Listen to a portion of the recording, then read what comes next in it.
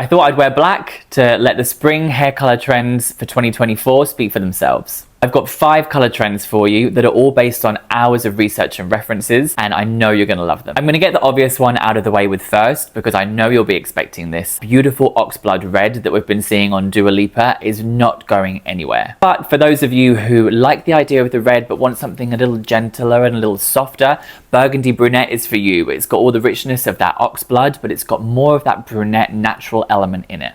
A little easier to wear, but still a change and still something fresh and new. Now, I've been saying for a while that 2024 is going to be the year of the brunette, so we have a second brown shade. It's going to be taupe brown.